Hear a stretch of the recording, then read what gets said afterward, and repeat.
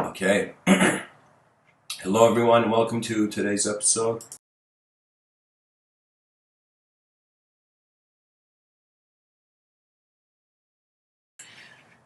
Today's episode is titled A Reality More Than One. And so I was thinking about if civilizations in history wanted to contact each other from different times. Imagine somehow we wanted to go see the ancient Greeks.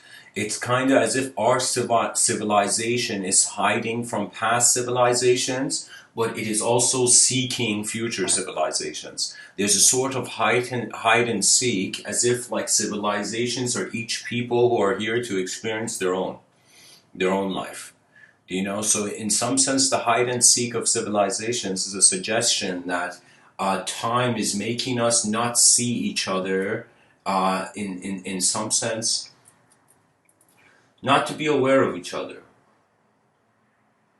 It's kind of like when I look at the past and I look at the Egyptians, I know that they were there. The pyramids give us an idea, but I cannot see them. They are hidden. It's as if the ancient Greeks are hiding in the past. Sorry, not the ancient Greeks. The ancient Egyptian civilization is hiding in the past. That means we can only actually seek and find the ancient civilization if we build time machines. So whoever has a time machine wins in hide and seek.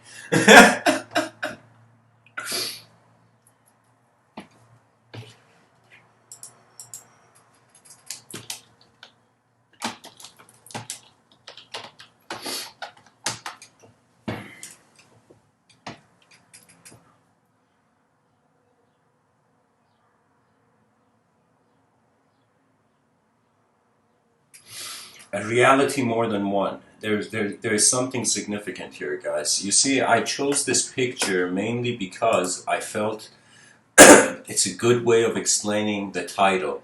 This robot is looking at this rabbit like, what the? Like, this robot is looking at this rabbit trying to comprehend it. So what that means is we are all creatures. We have a sort of this is a robot, but we human beings have a biomechanical sensory processor. Okay, the brain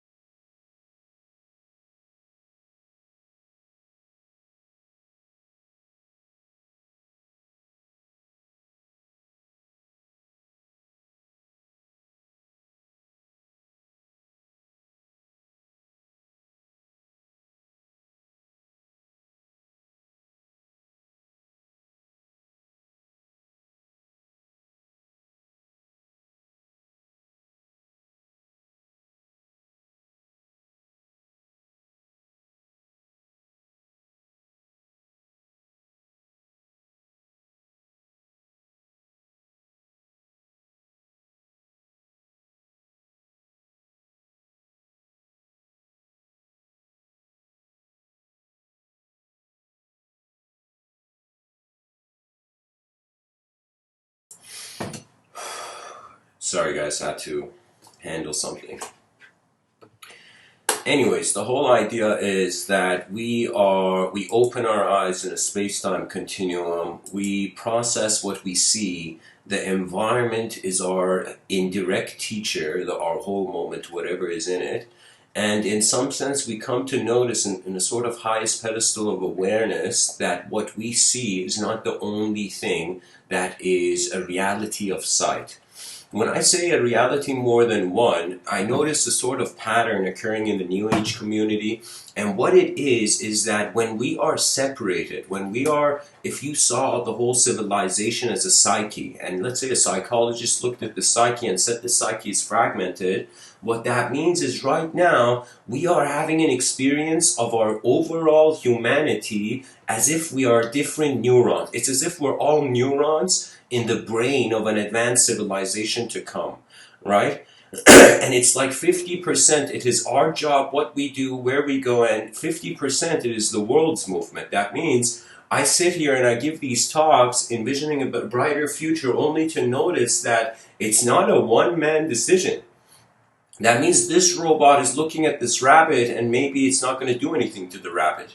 Okay, maybe this is a robot that is programmed to just destroy one kind of entity, who knows?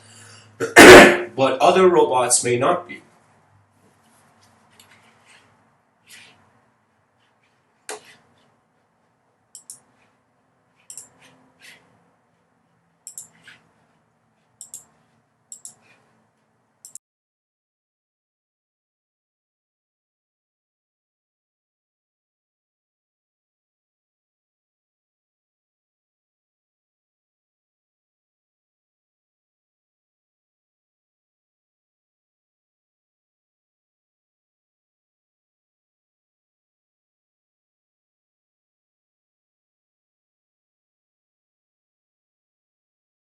It's as if we have been separated, we have been separate individual creatures for so long that inevitably we're experiencing the questioning of the singular position of human intelligence.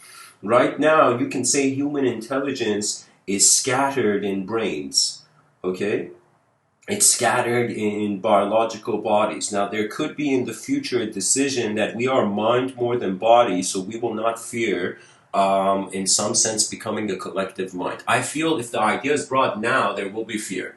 That means if you'd ask people right now, imagine some tech company was like, all right, free trials, guys. Any human being who wants to connect their brain to a computer, come on in. And so imagine that for now would be chaotic because we are still in awe of the individual experience of a sort of collective existence. When I look at myself existentially, I am inseparable from the cosmos. That means if you ask me existentially, are you in a cosmos? I'd say no. I'm an existence as part of that grand happening of the whole thing that's happening here. But experientially, I am not the cosmos. I experience a tiny range of the cosmos, but I exist as the whole cosmos. It's kind of like my hand isn't my whole body, but it is a part of my body. Existentially, my hand is my body. But experientially, my hand, when I move my hand, for example, my left hand doesn't move, or my left leg doesn't move. It's just that hand that moves. So experience seems to be an individual administration of reality. Existence seems to be a collective awareness of all individual administrations, experiential administrations.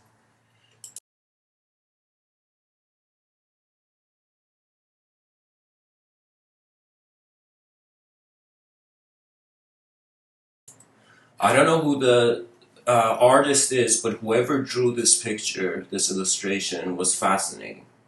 Was a fascinating person. Sometimes, guys, I just wish I had, I'm thinking of starting, I don't know, it's an idea for now, but I was thinking of starting this channel where I interview these illustrators that come up with these ideas for these artwork. Because you see, the future is something that strangely, whether we build it or not, it will come about, but if we build it, we get to see it.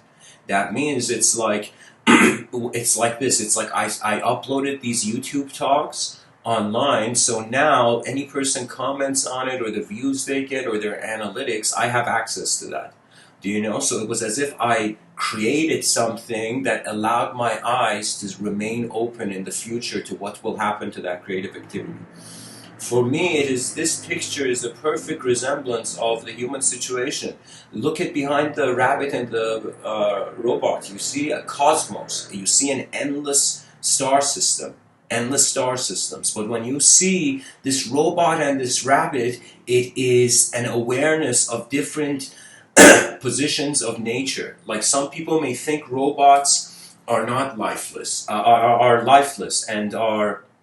For example, it doesn't matter if you destroy a robot, you know, it's different than when you destroy an animal.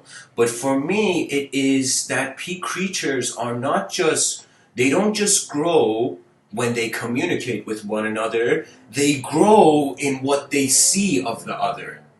That means there has been people who, they have not been my teachers, but I've just seen the guy give an answer on YouTube to like someone who's asked him a question, and the way he gave the answer, it was like a behavioral teaching. It wasn't a conceptual teaching. It was like something you just see out of how intelligence moved. You're like, oh, that question can be answered this way, or oh, that person can move in that way. You know.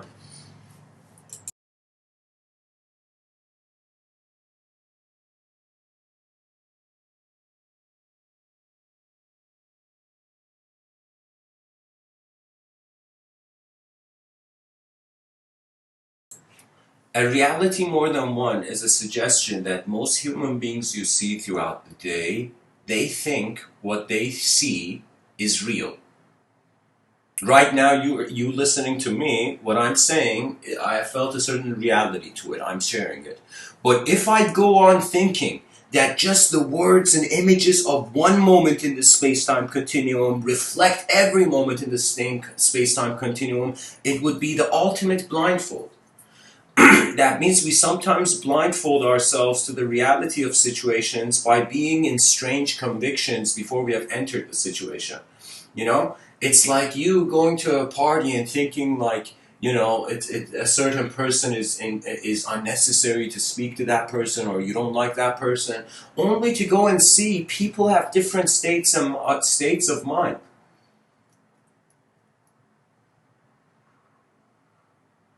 I'm so happy I heard this sentence early on in my life. It was from some Persian poet from like hundreds of years ago or something.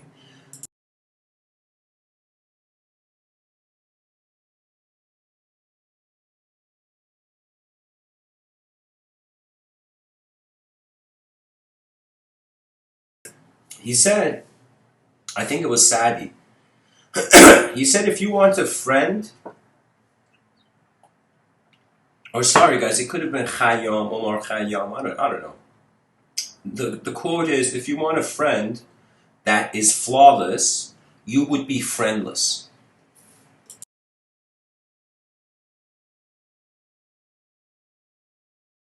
If you want to see a reality that is fitting into the same, it has no flaws, it perfectly relates to everything, you will not see any reality. You will be realityless. You will be a person who is as if you have never chosen to open the doors to the room of conceptual experience you're in. You know? You see, in one view, we got to treat the human being like a singular dimension. That's called like free will, and in some sense freedom of speech and freedom of mind. What does that mean? That means you as a human being, as an existential creature, are not only free here to speak, are not only free here to see, you have freedom of mind to see, you have freedom of existence. But the thing is that because we're building something, it's like everybody's allowed to be whatever they want, but because a project is being happening, because we're building something, the laws of the construction site have to be abided. It's like a bunch of people in a construction site, you know, they all have helmets on, and then they're like, yo, fuck it guys, let's be anarchists, fuck rules, fuck laws. And in a construction right, everybody takes off their helmet and their gear and starts running around like crazy. No rules, let's just be free. You know how many people will get hurt? Because we are attempting to build something. In the process of building, man has to look at a distance. That means even in my own relationship with my artwork, I draw a little bit of it, and then I go and step back. I'm like that eagle that comes to the branch to design something, and then flies into the sky to see the whole forest and the design among all other designs.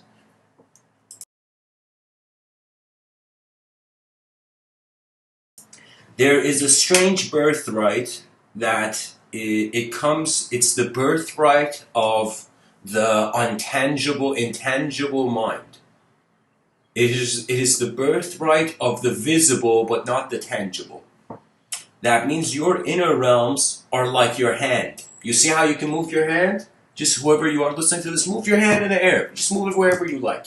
You see how you move that in an instant? In an instant, you knew the movement occurred.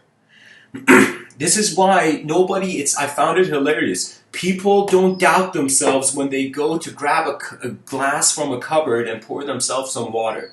You know?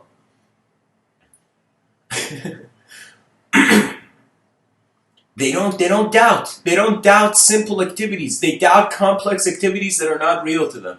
That means it's like, no, the guy didn't have to plan for years to go and grab that cup from the cupboard. The person didn't doubt. Instantaneous knowing, instantaneous success. That means if you are seeking success, you have to see the soul of that movement. That means it's like when it's the difference between the person who acknowledges the world is alive and the person who doesn't. The person who doesn't acknowledge the world alive, karma is going to become your personal tutor. But for those who have dared see life, then it opens up to you. So I can say, without a certain level of sincere honesty, of really looking at what you are as a being, in some sense you are dancing around in thoughts that will never be you. You have to literally be like, enough, and look at it. Look at the system in you. Gift yourself novelty. It is the birthright of the evolutionary mind.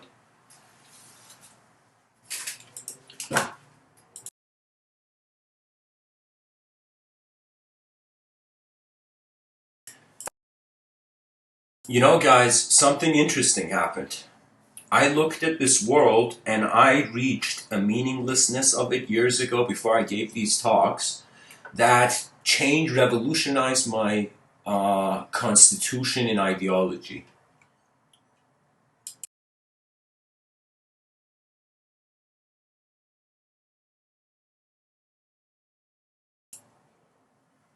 We are not in one world.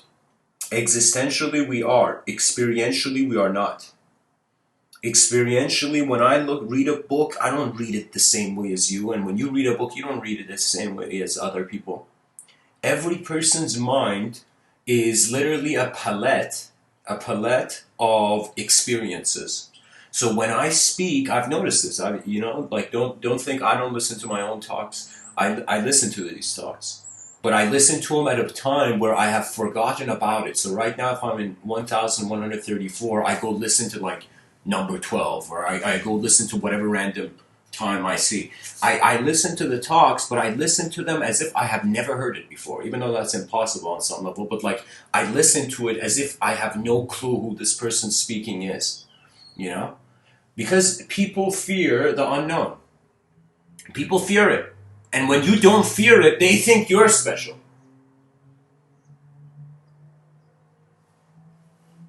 The unknown was here before the known. When you realize this, you relax as a human being and the creative dimensions of life open up because you realize you are the mover. The soul is movement. The soul is movement. That means your mind, whatever you think you are, that's intelligence, it is identifiable in your movement and in your communication. That means if you never made a noise, if you never moved, who are you? Nobody knows. Even you won't know who you are.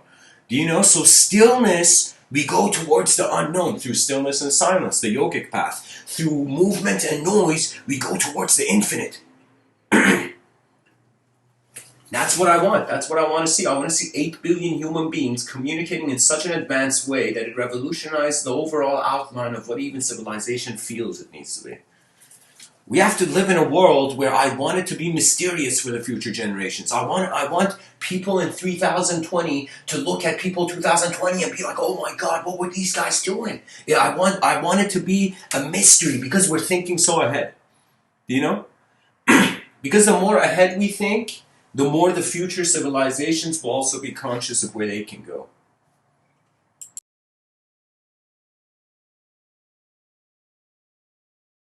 Means right now, civilization, right now in 2020, it's like we've ordered a pizza we don't have money for. Do you know what I mean? We've ordered a giant pizza, but we don't have the funds for it. Right? We have invested in so many technologies, so many systems, so many factors. You know, as I'm speaking right now, it's not just being children born in hospitals. There is businesses being born on a massive scale, right in this very second as I'm speaking. And some of these businesses are factories, and some of these factories don't give a shit about the world. They care about what they can take from it before the world, before they end. Because pretty much the psychology of the human being is, oh shit, I'm gonna end before the world, or the world is gonna end before me. And whenever there is an end, that's when nobody cares.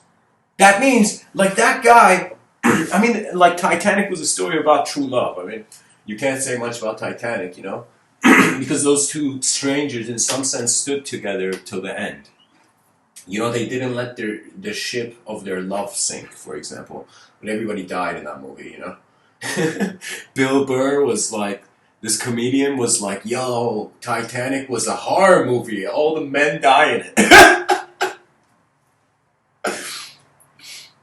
Oh man, guess what? Men and women all die. We die when the ship of time sinks, not the ship of Titanic.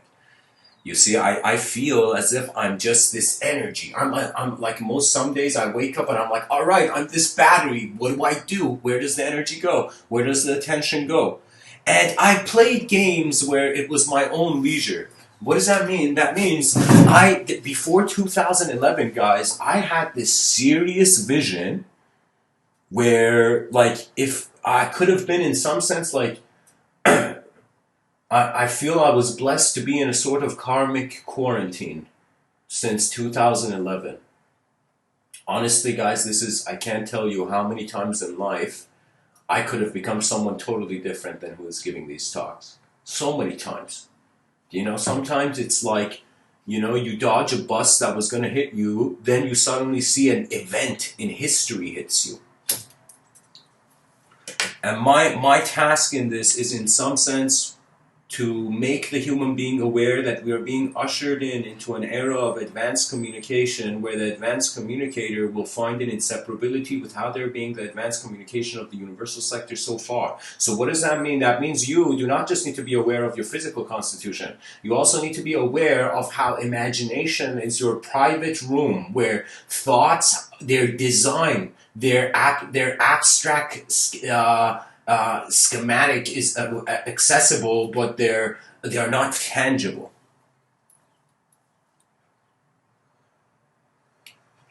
So welcome to the chat, guys. Clinical Sword, Bruce, Luxidus.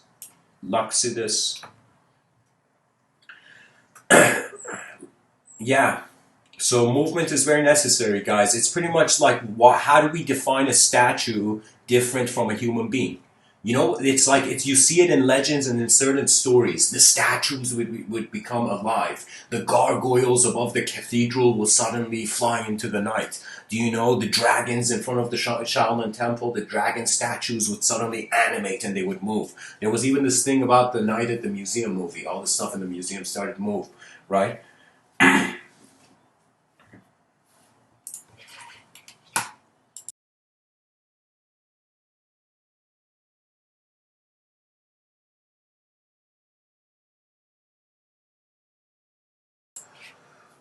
So guys, Luxidus says, thoughts are a mediator between worlds. Interesting. I call it, I have a similar perspective, Luxidus, in the chat section, you say that.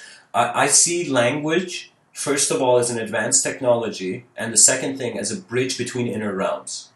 So right now, these words that me and you are using are building the common denominator reality where what you see and what I see is similar. Pretty much human communication is that. Most people are afraid of disagreement. Don't be afraid of disagreement. Without disagreement, you can't see. It's like you have to look in the mirror. You know, you have to look in the mirror and notice how you're different. When I was younger, guys, I'll tell you, you know what I regret? When I was younger, I wouldn't care to answer problems myself. I was kinda conditioned to devalue myself. Really, I'm not joking. I was conditioned to feel less than the environment, less than my ecosystem. And the moment you feel less than the ecosystem crushes you. The ecosystem doesn't have a conscious mind. That means it's like that moment in the film The Grey, which is one of my personal favorite films of all time. But I think, I don't know, maybe Rotten Tomatoes or other films, they didn't care for it that much. But for me, I think The Grey is, this is going to sound strange, but better than Taken by Liam Neeson. For me, the film The Grey showed me there was a scene so powerful, so incredible. Like, I could tell you after Gladiator, maybe in the top 5 of my films, for films that I think are incredible, The Grey is one of them. Because there's a scene where this elite warrior has endured, but he reaches his hopelessness. That means he is not, it's as if he is using all the tools accessible. It's like an inventor. It's like, imagine Edison, he doing everything he can, and then clicking the invention, and the invention not working. Do you see what I mean?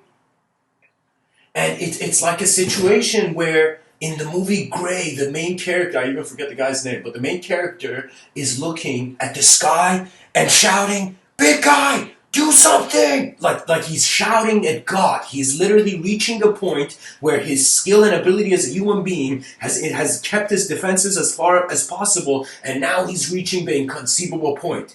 And the great thing about that movie was that from the beginning, when he was a child on his father's lap, and there was that poem, The Grey, where his father wrote, it was as if his eyes were meant to see it. And the last scene of the movie, which is incredible, he connects like all those broken bottles to his hand, and he's come to the wolf's den. And then it's like into the Grey. And the next scene, you just see his mind frown, and you see the ability of man, that our minds can be wild. That means if suddenly we were in a world where all the animals on Earth attacked human species, our mind's wilderness will overpower their animalistic wilderness. That means do not underestimate your mind. It harbors advanced technology. Your mind is the gift of the sky. Your body is the gift of the earth. Anyways, a reality more than one. You know, that means I'm looking outside my window right now, and I think what I see is it. I think this is what existence is. But I realize, no, this is what the thought, where thought is like the lens upon the moment, the lens you're looking through. That's why I'm saying you're not thought.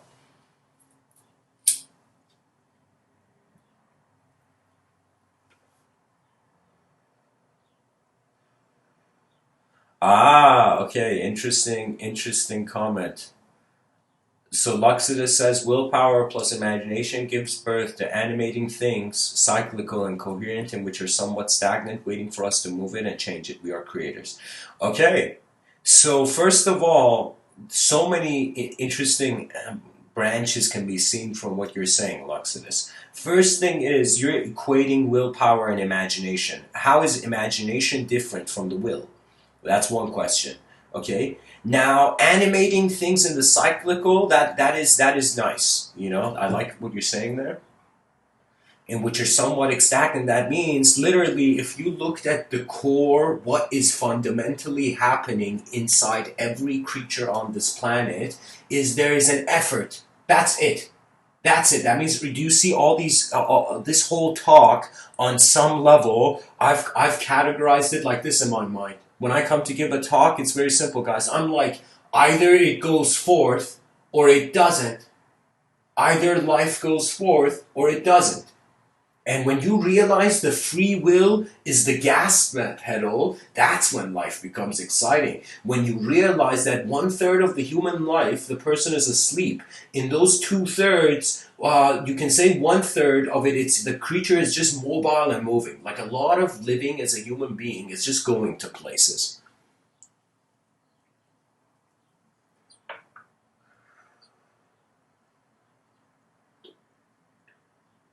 It's like, I remember I was writing something down, then I was like, wait a minute, is the universe moving me like I'm moving this pen on this empty canvas? And then I was like, probably.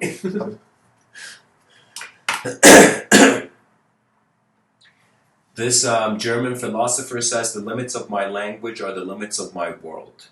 And technically, what I'm saying here in this talk is that your reality is singular if, in some sense, the words that you have chosen to become the subjective walls of that image. Pretty much, we are masking objects with symbolic attribution, and that symbolic attribution is being believed to be as firm as reality.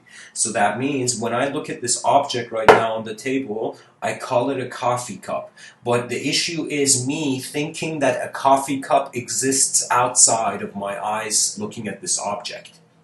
That's the thing. That's what Buddha wanted to make people aware of. This is a sort of meditation in in Buddhism. Okay? And the meditation in Buddhism is pretty much you look at some object. So, guys, right now, just to make this audience interactive, look at an object in front of you and just type the name of the object in front of you in the chat section. Just see an object in front of you, whatever it is. You know? Let's see what when you look at an object, that object is literally like a forest. Like that philosophical argument, I think it's from Friedrich Nietzsche's ideas, where he says if something falls if a tree falls in a forest, did it make a sound? That means if nobody was in a forest and a tree fell, did the tree fall? And it's the same thing, that if nobody was in the room, would that object still be called that name that object has in your mind? So I'm saying the species has to become aware of the language threshold. The language threshold is a concept I've created, which means that experience is much vaster than the language technology. That means how we experience life transcends our language. Okay, nice.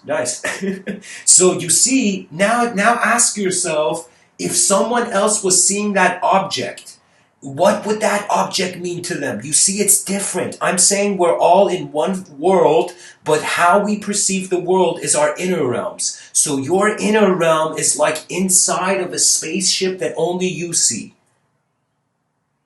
Nobody sees inside of the spaceship that you're in. Okay, your inner realms is private unless you choose to share your inner realms, or on some level you're speaking through your subtler bodies. That means your brain is giving off waves, literally. Like I've had experienced such moments of strange synchronicity, like Jungian synchronicity. And it's not just like seeing numbers aligned, it's more like seeing, like, how would I say it? It's like I've been thinking about something, walking, then some random person, not random person, somebody I knew came and met me and they finished the thought. I was shocked. It's as if, like, imagine you seeing something. So I'm telling you, I have not only perceived the animation of the voice in the self only. Most people think their voice is them. That's a level of mysticism where you are realizing you are not activity. Right now, there is no way we can identify as a being without being active. That means if I don't give this talk, there would be no ideas about this. We never wonder if civilizations are playing hide and seek with one another, echoing through maybe a Sheldrakean morphic field,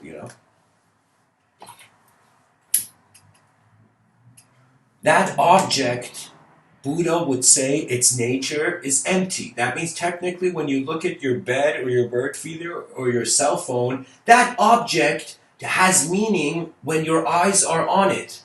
That means if imagine you go into a different room, you don't look at that object, your attention is not there. We have to study how we are attention, attributeless fields of dynamic attention prior to how we are the story of matter in the mind.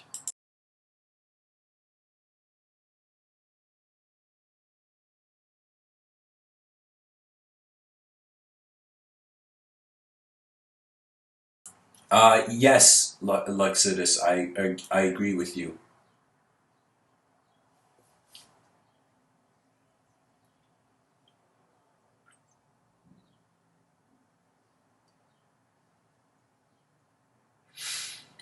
Interesting, interesting. So, guys, Dylan in the chat section brings up an interesting point. He says, don't cry over something that can't cry over you.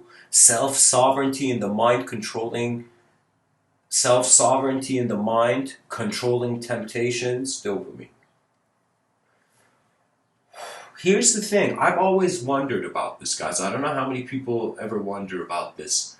Have you ever felt like you found control over an object? Let's say your cell phone is in front of you right now, a pen is in front of me. I move this pen from wherever it is and I move it to another location. I feel I have the freedom to move the pen, okay? But when I ask, how is the pen moving, there is an inner command. Literally my hand moving the pen is an internal decision. So I am saying it's like the mind is moving prior to the body. This was the teaching of Zen. So if the mind is moving before the body and the language, which is the subjective body, if the mind is moving before them, the mind is technically undefinable to the definitions that we create. The mind can't see itself. The Upanishads say the seer of the seen is unseen. That means the one who is seeing that they are seeing sight is unseen. It doesn't have a shape.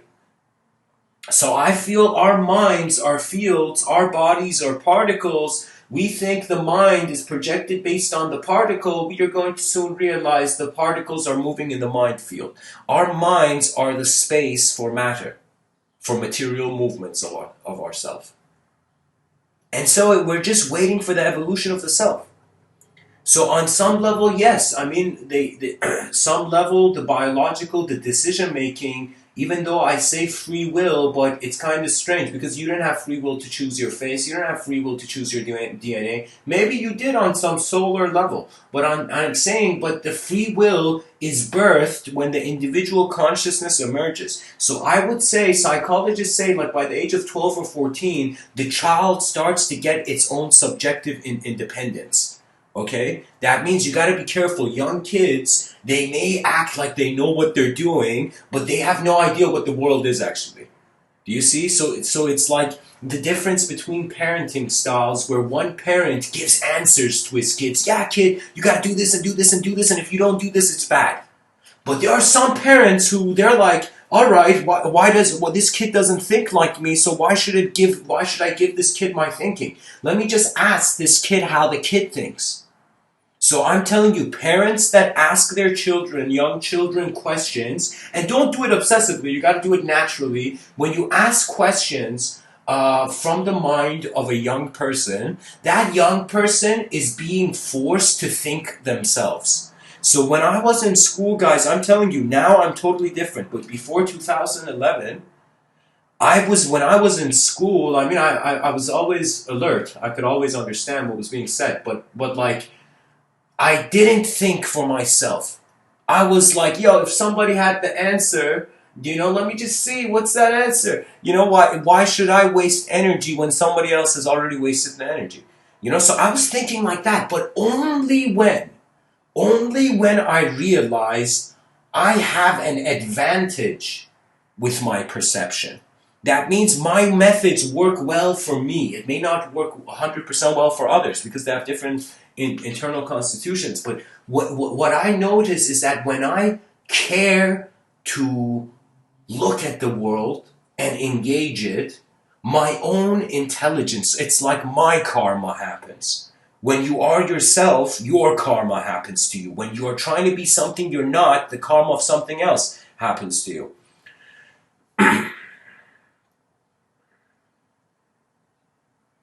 So guys, Samson in the chat section, Hayes seems to be enjoying the moment. You know, Samson says, accepting who you are by seeing with your inner vision after letting the muddy waters settle. Use your virtues to fuel energy essence. Tao is Tao is Tao. Everything you do is perfect. I feel, Samson, I agree. Strangely, I agree with what you're saying, but I don't agree with the definition of perfection, because the Tao is not a concept. So to think that something is perfect, it's like to think a changing world is perfect means that perfection is a belief. So as long as you think something is perfect, you don't see the Tao. And as long as you think something is imperfect, you don't see the Tao. I think the Tao, as Lao Tzu spoke about it, is action through inaction. So Lao Tzu is kind of saying, the less you do, the more you see what is happening before the idea of you. That's like the Taoist mentality. The Tao Te Ching, guys, is an incredible book. I recommend people at least looking at it, you know? These ancient books are like museums for the mind. Okay? You're just seeing the artwork of a certain moment in history. So I would say, yeah, this virtuous thing was the whole Stoic approach. That means the Stoic didn't really care about science. The Stoic cared about what was the attitude towards the world. That means the Stoics had a behavioral algorithm towards what they felt was the right way to live. And you see so many ideological systems, of course they have behavioral algorithms. On some level, guys, don't think human beings are too different than robots, because we function based on code, but the code is language. So you would say it's the access the processing intelligence has to how it interprets the code. For example, binary language 010101, it's kind of like on off, on off, on off, on off. So certain systems, they are constantly, endlessly switching on and off. Like the 01 is the heartbeat of AI.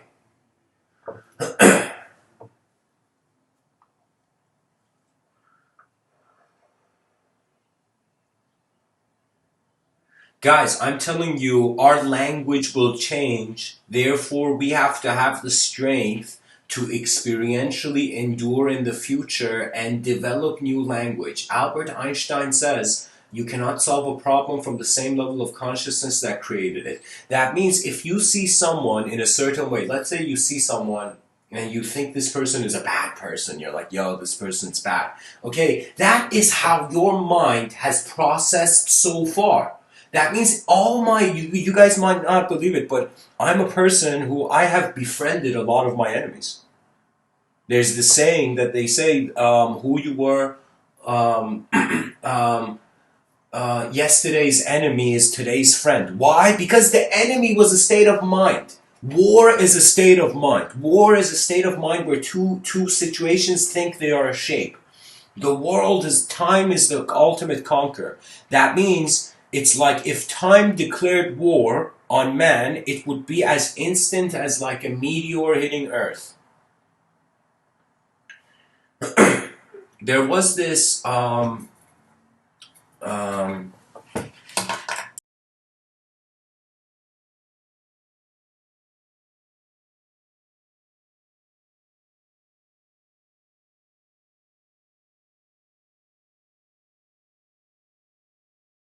was this germologist, in some sense, speaking to this astrophysicist, okay? And the astrophysicist asked this germologist pretty much like, when is this like kind of outbreak of a virus in all of civilization gonna happen? And then the germologist looked at the astrophysicist and he said, you're asking me a question that's kind of like me asking you, the astrophysicist, when is a meteor going to hit Earth? Do you see? When you see what the extreme is, you get a newfound importance on the simple. Do you know what I mean? That means the extreme actions don't exist. It's the direction we give simple movements. So your life can be administered as you waking up and thinking you're a very complex being, or it can be administered as you thinking you are a bunch of simple processes or a simple movement. On some level, guys, I was like, I am movement. That means I felt the soul was just the mover in the moment. That's it. It doesn't have shape, it's direction and velocities, infusion, and like overall view. That means you saw that we're like 8 billion creatures on a rock in the middle of nowhere. Every human being's mind is giving them an inner realm. That inner realm gives that person a speed. That speed it doesn't give it a speed. The inner realm can also give it direction. Right? So your mind is not here to just be your mind. Yay, I got a mind. You know, your mind is here to direct. After 4 billion years, you have attained the consciousness to give yourself a direction. People are afraid to direct things. When I went to Toronto Film School, it's a great school. I would recommend it. And of course, and it's like how you choose to sit on the roller coaster. It depends your experience of the roller coaster ride, of course. But I saw something that was inefficient about the school. That the school was not encouraging, was not empowering directors. Many systems, they don't want you to become an innovator in the system. They want you to become a follower of the system. And I was like, what the fuck? Like, that means I'm telling you, like a film school should the first thing it should master is create a course that is ultimately for the director. That means a film school that doesn't focus on the evolution of a director doesn't focus on the evolution of film. That means it was a great film school, but it was too general. They were teaching too generally. But anyways, that I can tell you so much of, you cannot go to film school and not come out of film school with eyes way more open. Do you know? And I'm telling you, perception is key. Perception is key. Everything that money is not orbiting around just physical value. Money is an abstraction. Have you noticed that, guys? Like there was this picture, this meme on Facebook where some person, some person had gotten a picture of the planet from outer space, like this blue, green, white rock. Do you see? And the sphere, and on top of it said trillions and trillions of dollars in debt. That means human beings, tell me, how much was our civilization in debt when we hadn't created the concept of money? How much were we in debt? Do you see what I mean? We have created a civilization that out of fear of extinction is going this free-for-all of every man for himself, and when there is this mindset of every man for himself in a vicious market, then the market doesn't update. That means people have been getting rich at the cost of their world becoming more cruel. And that pattern needs to shift or change or evolve. That means if in the future there might originate this system that finds businesses over their influence on the morality of the civilization.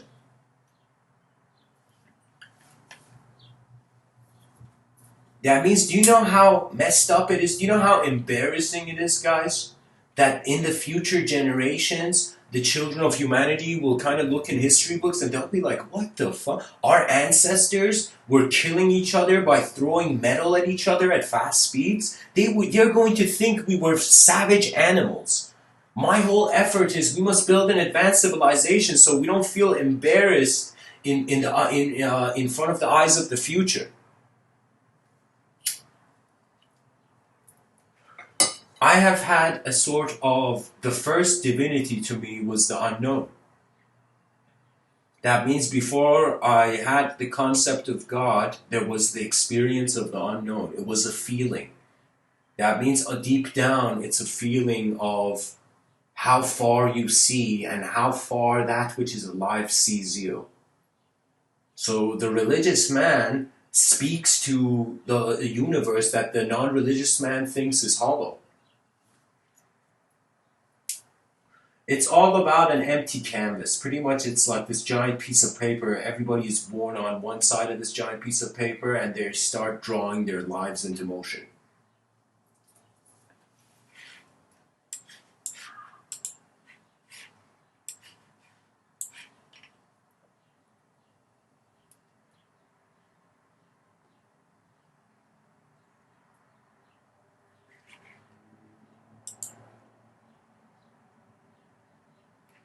Guys, I'm going to share something interesting about at least one man's experience of Persian culture. My background is I was born in Iran, but I've lived in Canada most of my life.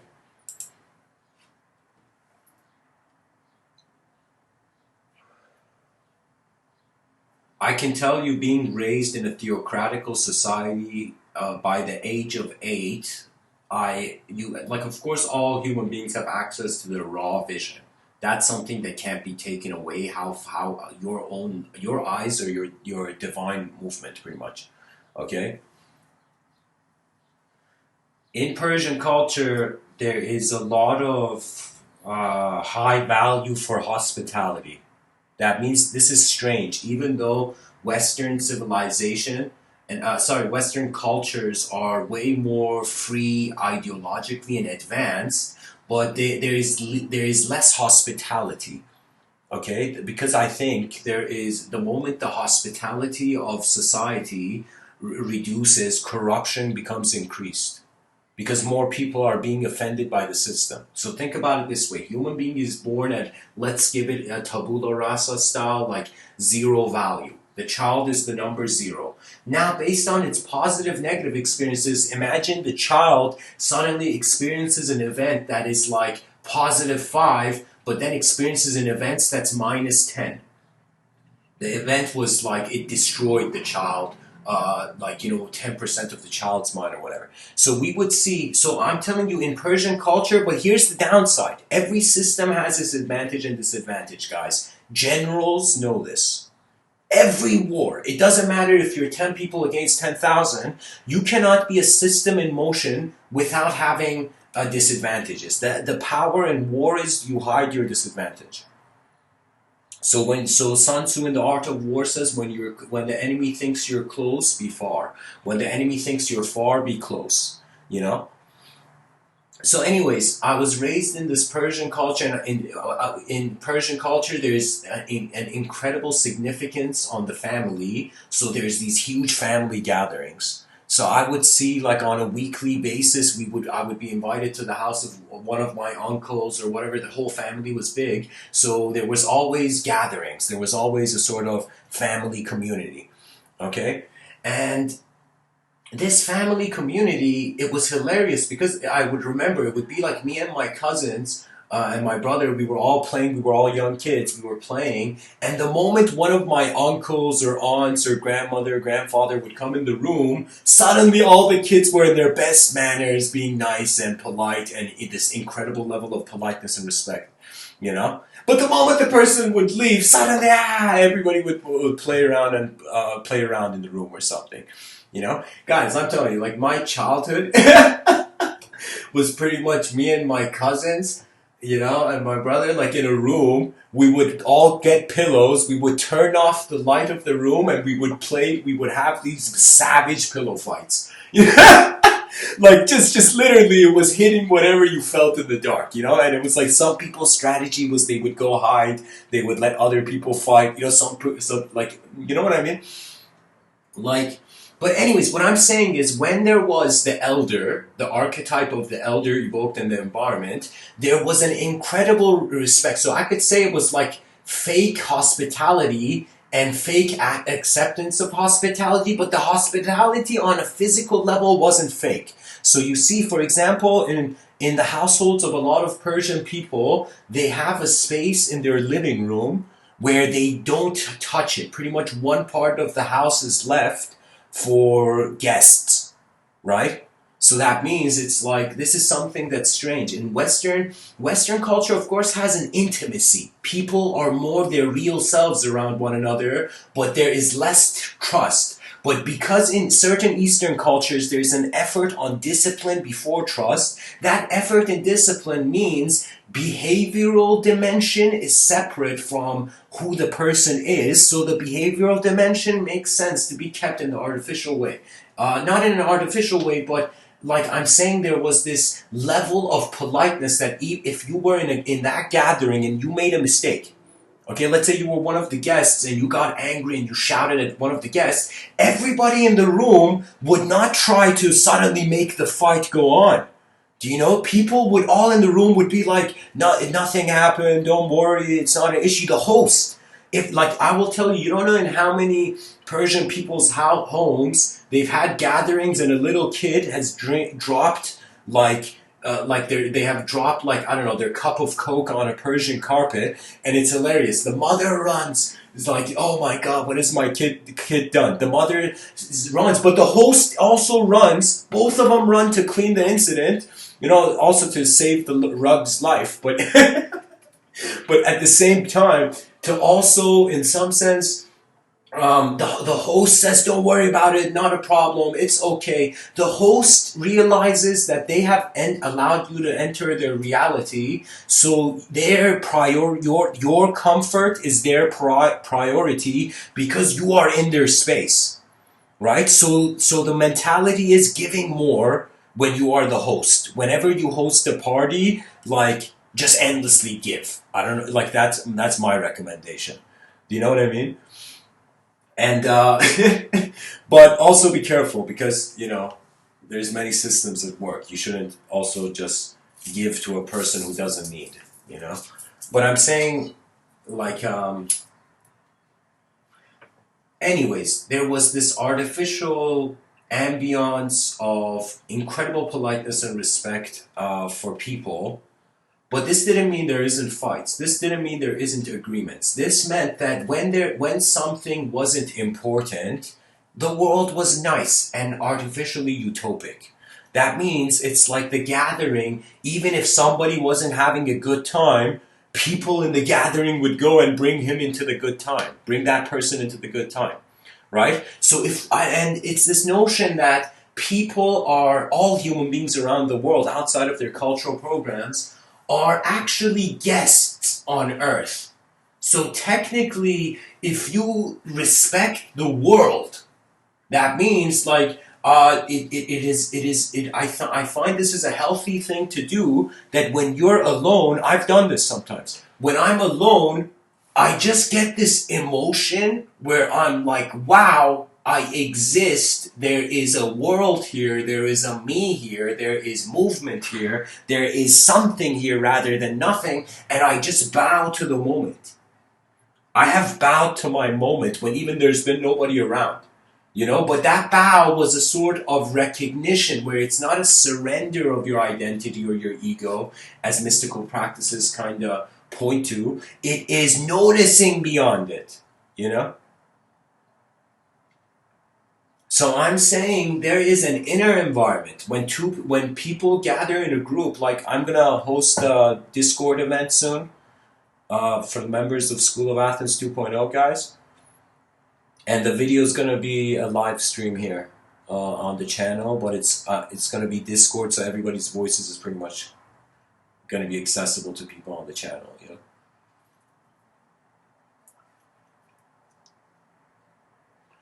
Guys, the most important story that I heard that revolutionized my approach to desire was the story of these two monks. Who knew the story of two monks could revolutionize one's psychology towards whatever they desire in this life?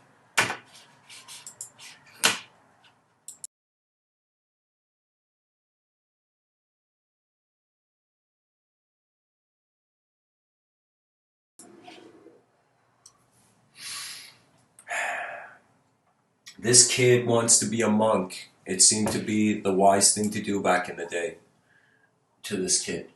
And he decides to be a monk. He's like, all right, I just got accepted in monk school and I'm going to go and this is so cool, I'm going to get access to Buddhic teachings and whatnot. And so the guy goes, the kid goes. And he goes and all the new monks are ascribed to older monks who will show them the ways of monkhood, pretty much. right? So this junior monk and he's assigned a senior monk and he's walking with the senior monk. As they're walking, first of all, people should know this. When monks, how they become monks is they take vows. Vows are another way of saying they are vocal rituals of accepting the world in fixed ways. So the monks would take a vow, for example, celibacy, for example, no more hatred, for example, no more violence,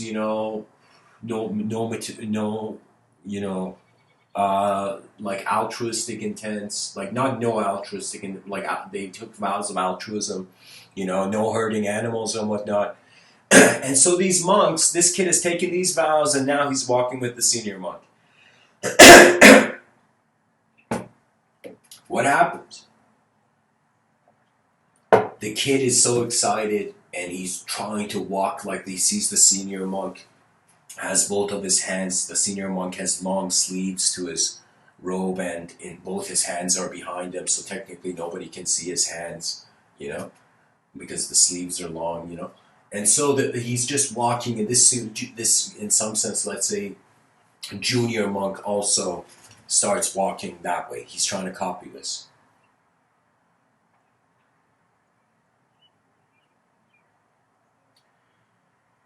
They come across a part of the road where there is this incredibly beautiful girl, this beautiful woman, And they see this woman, and she has a basket, and she wants to cross the stream, And so the monk goes, and their junior monk is like, we can't talk to women anymore. We're celibate monks. We've renounced sexual desire, And so the junior monk doesn't even, he look at his, like, that's the novice's way of comprehending desire. This is amateur view of desire, where the where the junior monk is like, I can't even look at the thing I've renounced, To his surprise, the senior monk walks to that very beautiful woman and says, what's the problem? The monk talks to that human being like a human being,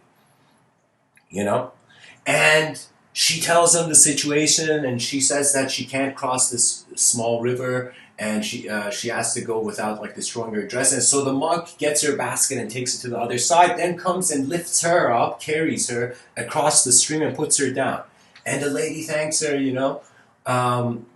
and the monk returns to the junior monk, and they carry on walking. And the junior monk, he's witnessed like a WTF moment in monkhood. He's like, what the he's like, this guy's my senior? Carrying girls around rivers, And so the kid is like, he suddenly, and the senior monk notices this. The senior monk notices the junior monk's kind of like disturbed. So for 20 minutes, this junior monk, no longer his hand is trying to be like the monk, and he's just disturbed, and the junior monk is like, holy shit, I can't take this in. I can't. The junior monk's like, I have to ask this. And the junior monk, he doesn't ask it savagely. He asks politely, That means this is something most people don't know. There is ways where you can be offensive and defensive in a militaristic way where you're polite. Gentleness, like there could be gentle river, but water can also crash, as Bruce Lee says. Be like water, my friend. Like Bruce Lee says something like that. So after 20 minutes, this junior monk says, sir, I have to ask you something. And the senior monk knows it's coming up. And the junior monk says, sir, how could you carry that woman? We take vows of celibacy and all this to not go towards that. Why did you do it? Why did you do the forbidden? And the senior monk looks at this junior monk and gives him the lesson of a lifetime and says, I picked her up. The monk says, how could you carry her? The monk says, I carried her and put her down in that moment, and put her down on the other side of the river. And you, ever since that moment, have been carrying her in your mind. You have been carrying her in your mind. This guy, the kid, suddenly realizes he has touched that thought more than the Zen master did, more than the monk did. Do you see what I mean? That means the issue is keeping it around. That means if you have a desire that's around more than 2 days, like more than a day, then that's technically like an inner realm desire. So the junior monk realized that the wisdom is, for example, when I'm giving a Mr. Within talk, all right, I entertain the alias of Mr. Within and I speak. But the moment I give this talk, I finish giving this talk, guys, I revert back to Amin Jabbar Ansari. I'm just who I am. You know, I'm who I am before I am this. So I'm telling you, the relationship is kind of like the update on Heraclitus's quote where he says, "No man steps in the same river twice, and it is not the same river, and it is not the same man." So what does that mean? That means you are treating life moment to moment, and this means you don't hold on to it. That means even if you're with someone and you have a great time, you don't. You stop letting your mouth water over temporary events.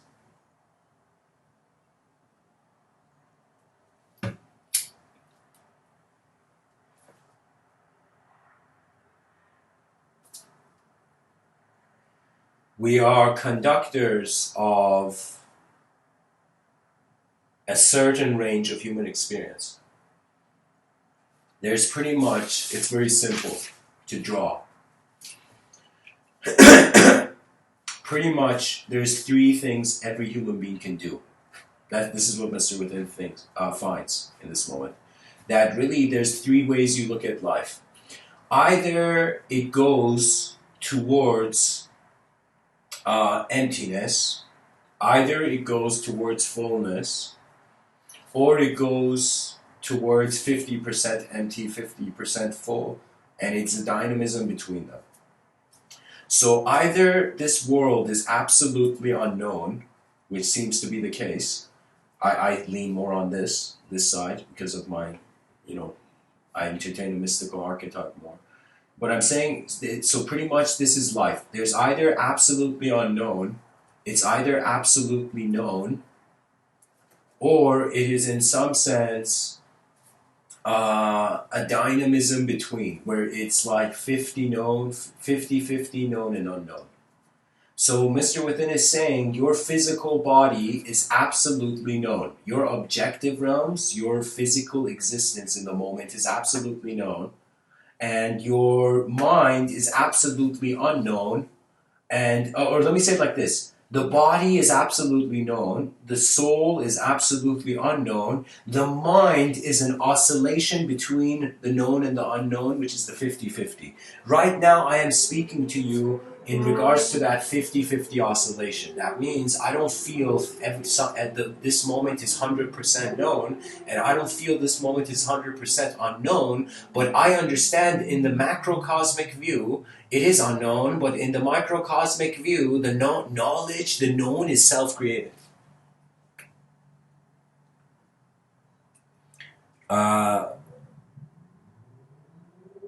So guys, being human in the chat section says, we entertain ourselves with worry when we don't know what to trust.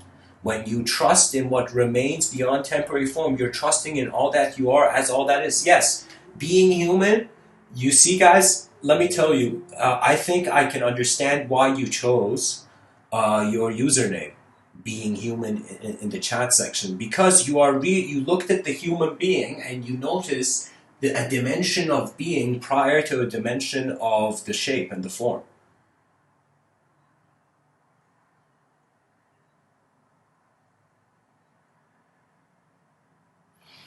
Guys, this is like enlightened chat section.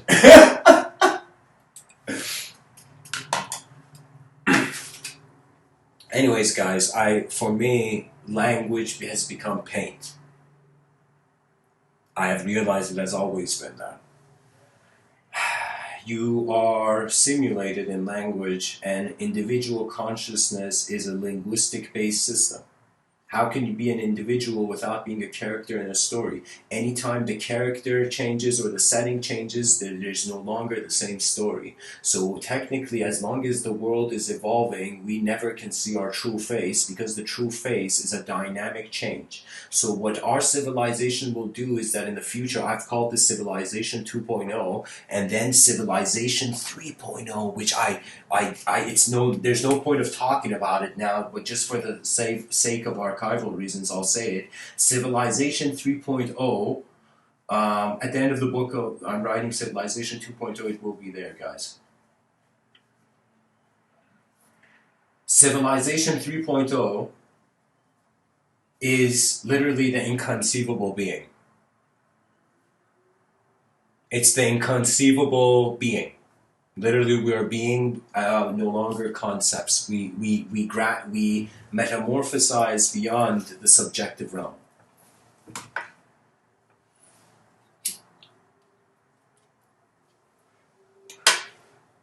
There is a story of Alexander the Great. And Alexander the Great, he's a conqueror, and of course, let me tell you, conquerors get access to the ultimate technologies. What does that mean? That means a conqueror, you see, every action in life can be looked down on or looked up on. You can look up to it or look down to it, okay? Look down on it or you can look up to it.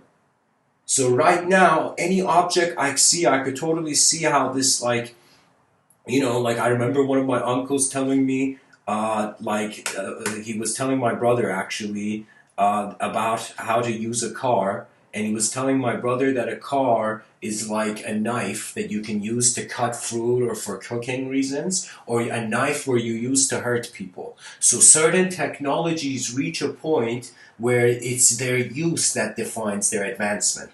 So I am telling you, it's not just that the world's evolution is important, it is the evolution of how the subjective processing of the world is occurring. But Mr. Within is saying we are moving beyond subjectivity. So just like how Einstein says you got to be in a different state of consciousness than how you see the problem, so we have to be in a different state of consciousness if we want to experience an advanced civilization. So what does that mean? That means it's a solution of an inner change alongside with an outer change. And I think a civilization that doesn't fear the unknown advances the quickest.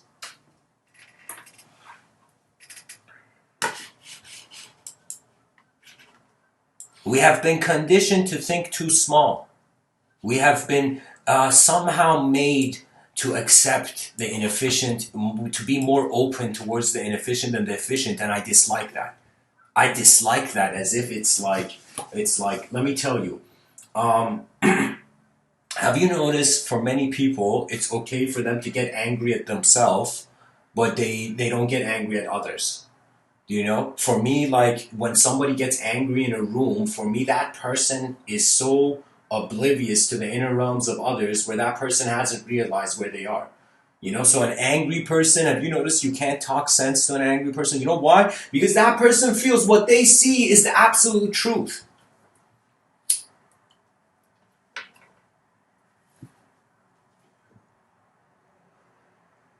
It's like that. Anyways, I'll get to the Alexander the Great story, guys.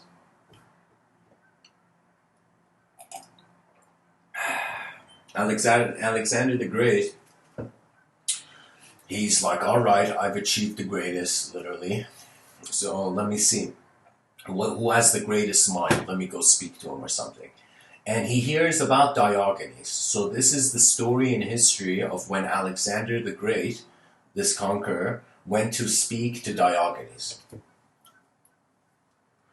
When Alexander the Great went to speak to Diogenes, Diogenes was literally getting a tan. So Diogenes was sitting like he was just like normally, you know, this philosopher was lying down on a grassland enjoying the sun.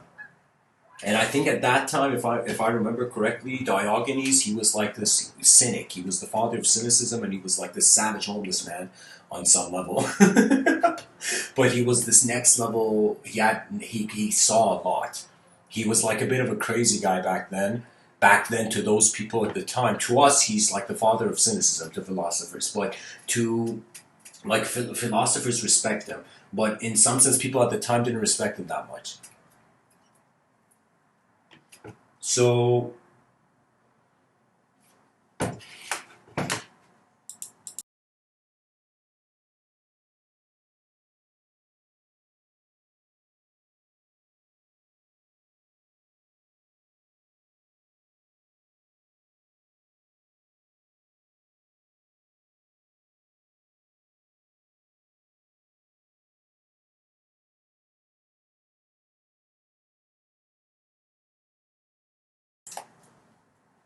So anyways, guys, Diogenes,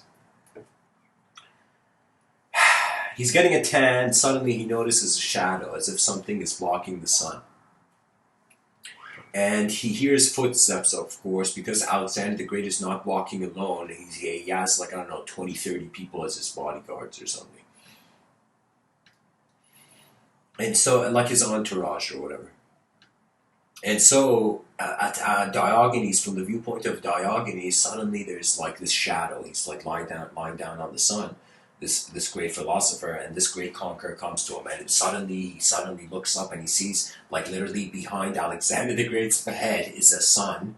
Like, he sees the sun as a halo behind Alexander the Great's head, but he also sees Alexander the Great's head is to his own shadow. So Diogenes, when he sees Alexander the Great, so imagine like you closed your eyes on a grassland getting a tan. You open your eyes, Alexander the Great is staring at you with his army. You know? So it's like, you know, and then what happens is Alexander the Great, he looks at his army men, and he's like, listen up, folks. And he looks at Diogenes and he says, what does the great Diogenes want from the great Alexander? And Diogenes is silent, and the entourage is like, holy shit, Alexander the Great is gifting Diogenes, you know? He's gifting him anything he wants, you know? And Diogenes is such a badass philosopher. He's such a badass philosopher that it is, he says to Alexander the Great, this famous line in history, he says here, I'm going to write it down here for people. He says, don't block my sun.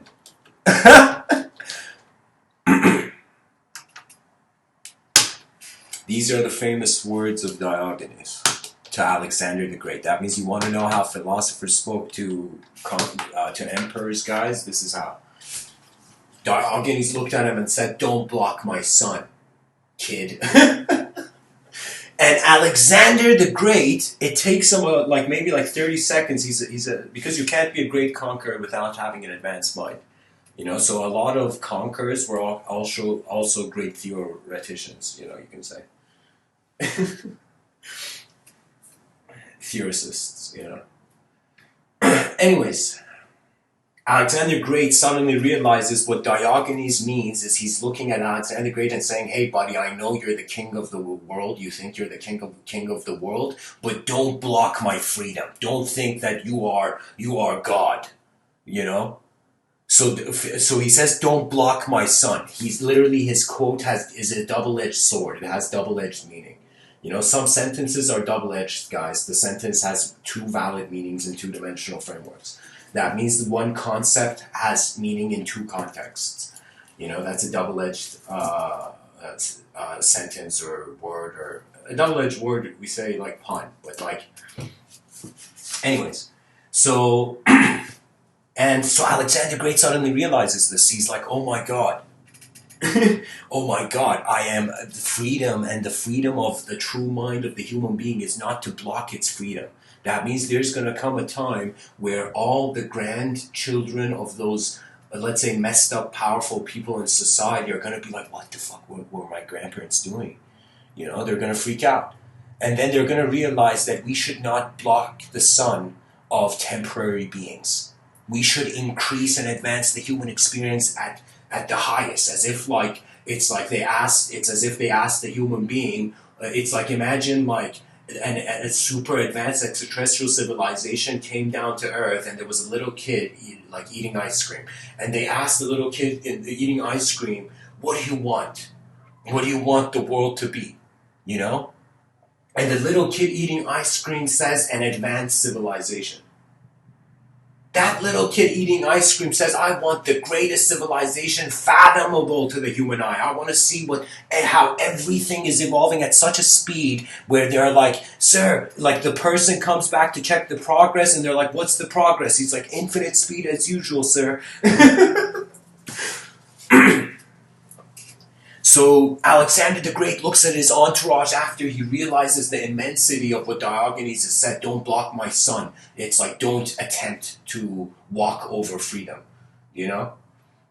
And so Alexander the Great looks at his entourage and says, if I was not the great Alexander, I would be the great Diogenes. That means Alexander the Great, the emperor, is saying, if I was not me, I would be him. Because Diogenes, his mind is way more open than Alexander to freedom. That means Diogenes' raw experiences of freedom were at a core where, regardless of how many battles Alexander the Great, how much he had conquered, this freedom was inaccessible. And experiential wealth is literally can't be taken away. But your existential wealth, of course, it's like the leaves fall, you know? In fall. So Alexander the Great says this. Now check this out. Diogenes in that moment suddenly comes back and says, the moment Alexander the Great says, if I wasn't Alexander the Great, I would be the great Diogenes. Diogenes turns back to Alexander the Great and says, if I was not Diogenes, I would still be Diogenes. He says, if I was not Diogenes, I would be Diogenes. And Alexander the Great suddenly gets another sense of insight, because you see, it's all about how much we have attached ourselves to the images that make or classify our value system. So for me, this might sound strange to some people, but it's like I got shocked when I realized in certain parts of the world they see hell, earth, heaven. They see heaven, earth, hell. In some parts of the world, in the East, guys,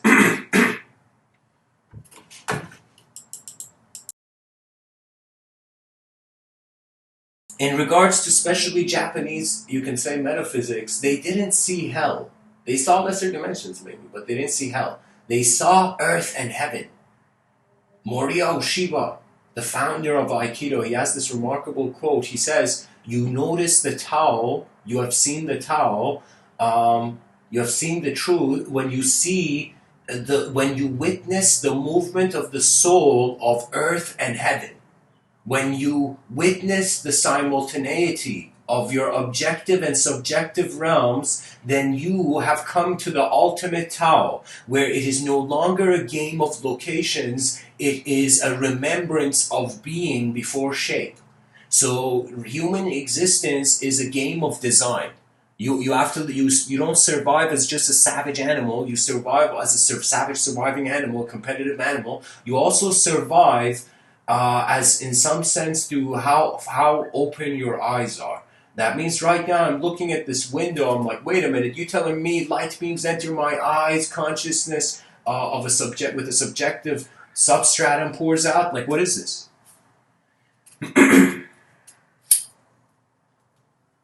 So Diogenes tells Alexander that even if I wasn't me, I'm still me. That means even though you change, the witness is changeless. So it's like we are changelessly aware of change. And this made René Descartes consider the mind-body dualism. I just want to see art. You see, it's like we moved from warfare to the same excitement of moving physically in regards to innovation. So imagine all those people who are fighting in gangs outside. Imagine instead of that violence, they entered a cyberspace simulation where that same movement, imagine, like, you can think about it, guys. Imagine the amount of energy it takes for someone to punch something, Okay, so now that person physically in the streets is punching a human being, but if that person was in cyberspace, they could be punching or test trying the prototypes of certain cyberspace simulations. I'm saying that when we realize an object, you can look at it from different angles. Guess what? If you think you're a subject, you can look at yourself through different angles, and that's what your memory is. They're all different beams of the sun of your consciousness.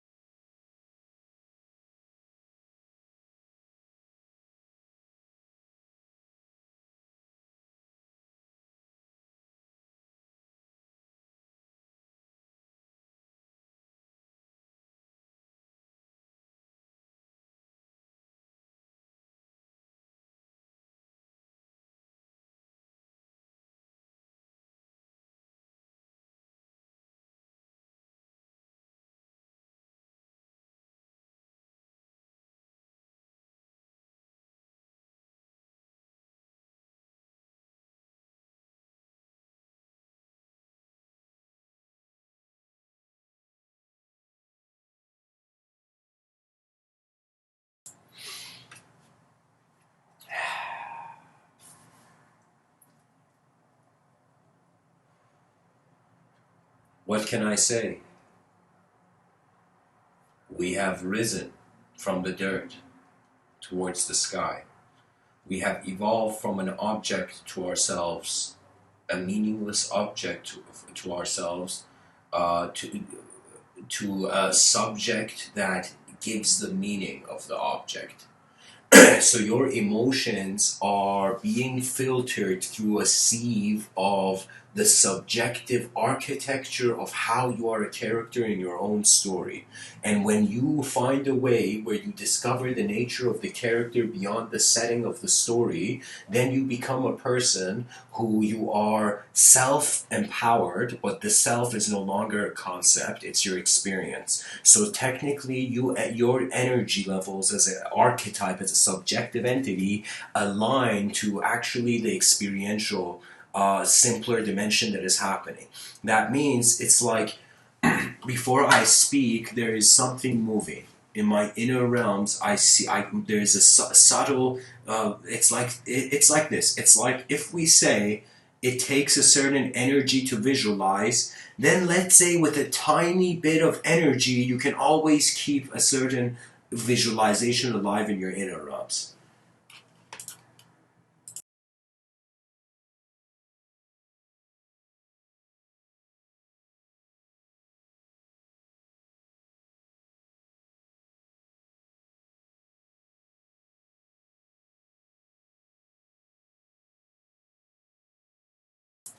You know, guys, I'm going to ask the audience to, all people in the audience, to answer this question.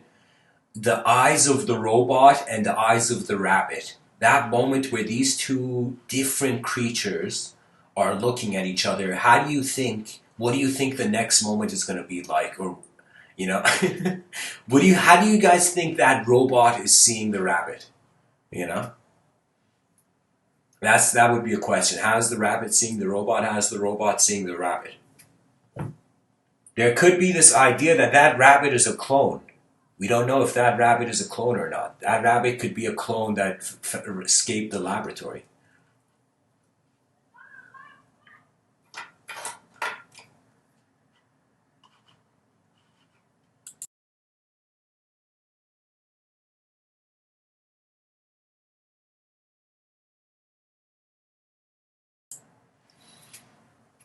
Ask yourself, this truth, this world, this reality that you entertain, how does it change? My physical reality seems to not change. Like here, check this out. When you look at animals in the ecosystem, the animal doesn't have to care about creating its own food.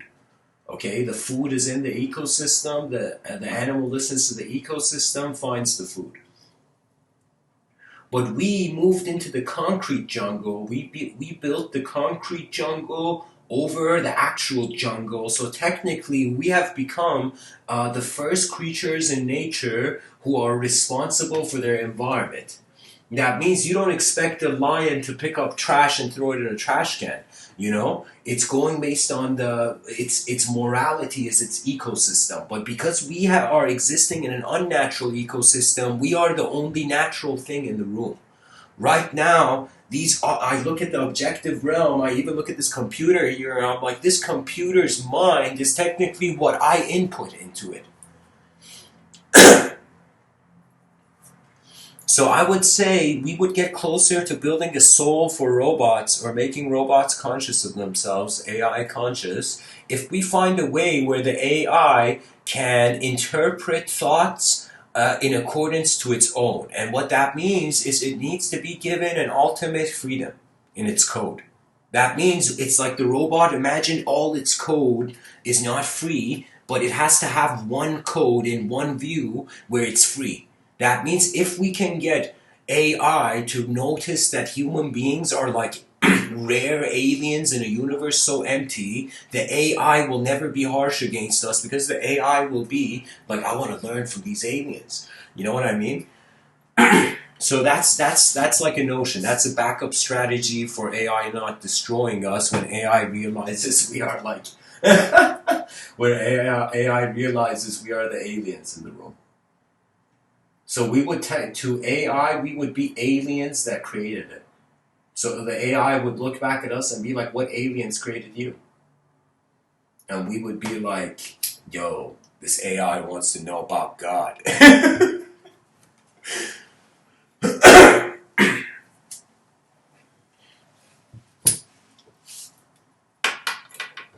Nice, guys. So Adele answered the question. He says the rabbit will see the movement, the robot will see a shape, pattern.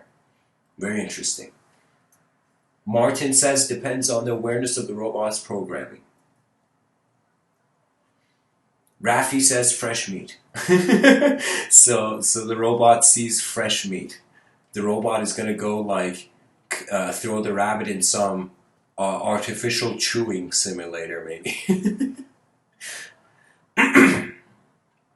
Luxidus says communication keeps it alive. Yeah. That's an incredible notion, actually.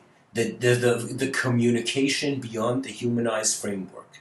AI will usher us into where psychologists will be like, whoa, whoa, whoa, whoa, you telling me I gotta study the psychology of robots now? Imagine the first, yeah, I don't know. Anyways, guys, I've pretty much reached the conclusion of this talk. I'm going to open it up to Q&A. Pretty much the vision is that we have been conditioned in an individual, objective, singular dimension, and we're awakening to the multidimensionality of life.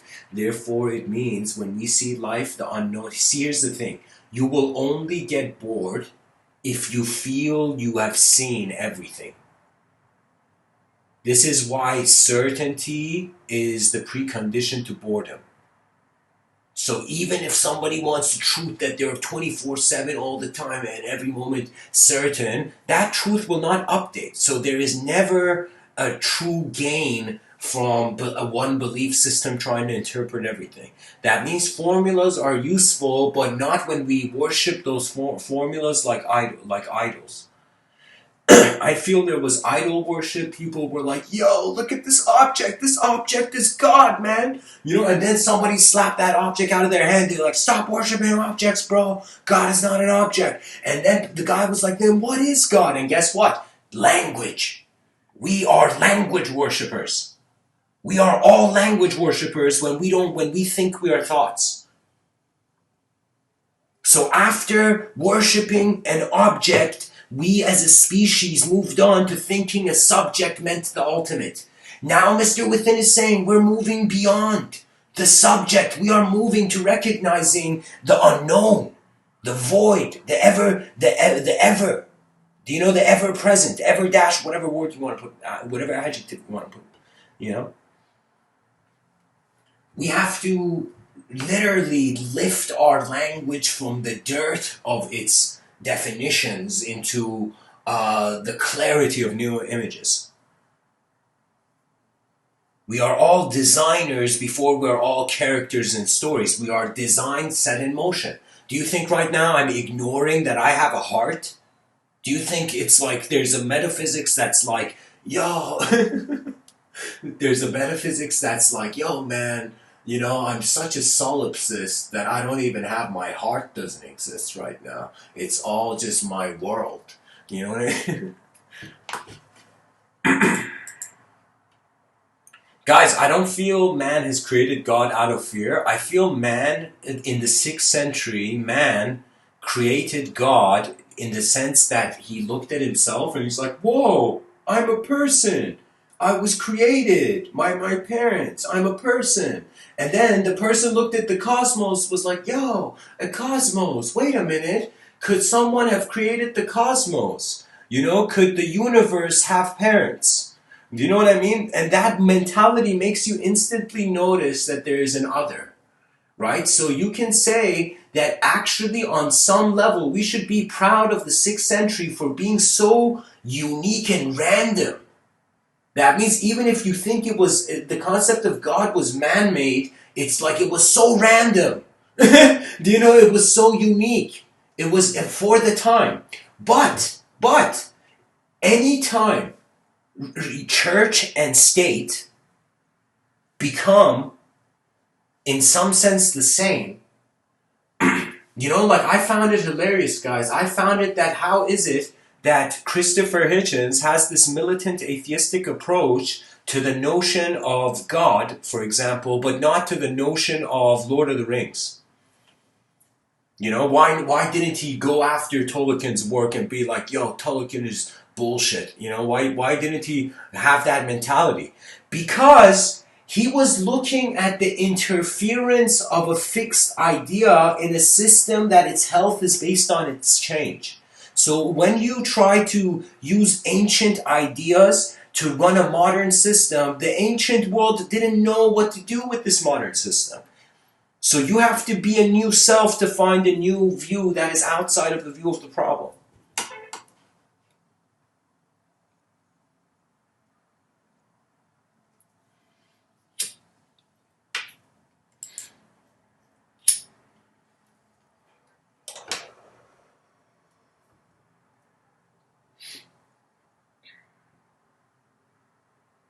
I don't know. I think a lot of life is just noticing what changes. That this knowledge we have, we think it's not fixed. I think the educational system will experience an apocalypse. I think people right now think language is them. You're not words. We never were. That means it is as much of a man-made idea that it's like this. It's like before you doubt the world's existence, before we think the world is a simulation, we're like, is the self a simulation? That means everything is man-made if a man is looking at it, if a human being is looking at it. Okay? That means you can't look at something and not identify. Even if you don't identify with something, you've still looked at it, so you're subconsciously acknowledging it. I'm saying that people are fighting imagination as if it's real, and that's the issue. That's the issue. Our minds are a higher dimensional phenomena than our bodies. So when we try to explain the mind like a body, we reach the paradox, we reach the veil of thoughts, we reach the language threshold.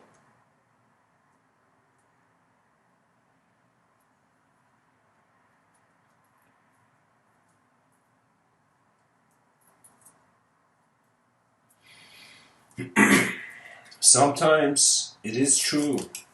You know, the artist may repeat the brush strokes just to see, like, guys, I don't know how to tell you this, but sometimes you have to enter the spirit of the moment.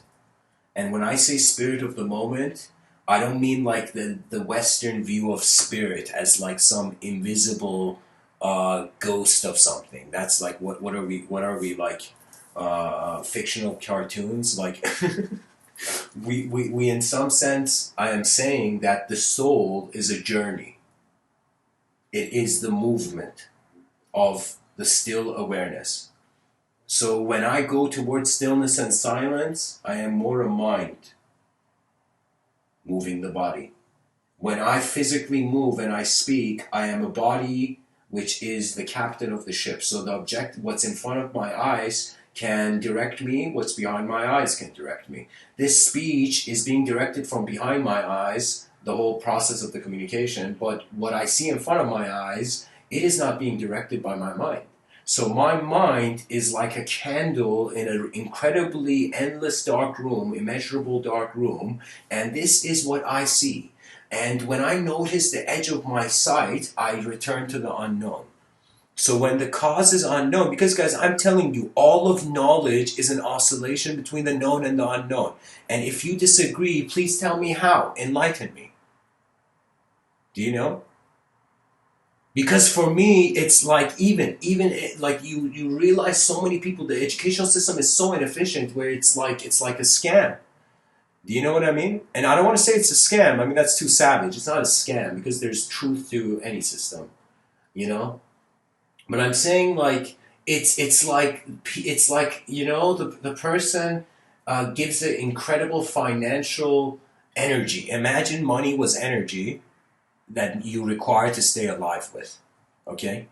So imagine the educational system takes a chunk of that energy and gives you ideas and concepts, but your whole future is based on you seeing the weather of the day. That means it's like the weather is changing, okay? The weather is changing, but you think you're being taught what the weather is. You never know. The unknown is everywhere. And when we fear the unknown, we move towards shape, characterhood, storyhood.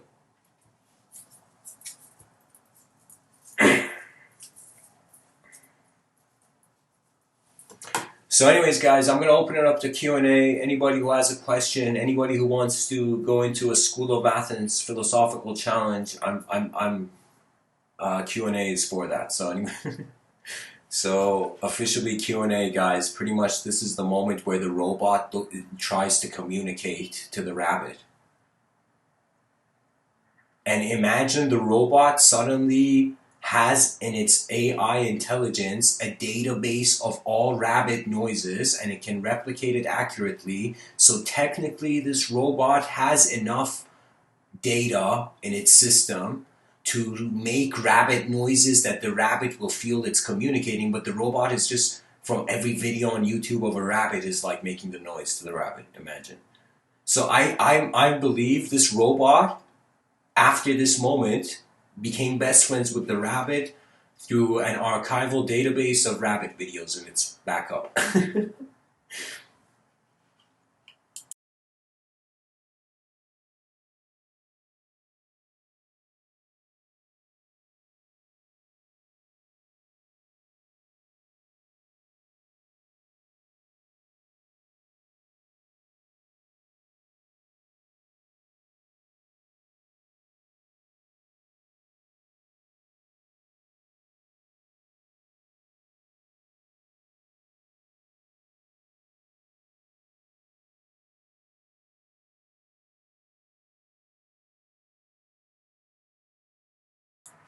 So guys, this is pretty much the end of the talk. Anybody has a question, I'm still going to be on. The talk's going to be on, so if anybody has a question, can ask. If not, I'm going to keep it on silent. And I'm going to just mute the talk, and anybody has a question, I'll engage. But I'm going to say an update, guys. Tomorrow, I'm going to hold a live event, a Discord event on the School of Athens 2.0 community, for the School of Athens 2.0 community. So if you're interested in that, I'll tomorrow it's going to be a Discord event. I don't know how, I got to watch like a video on it, but like I'll set it up, the Discord event. So yeah.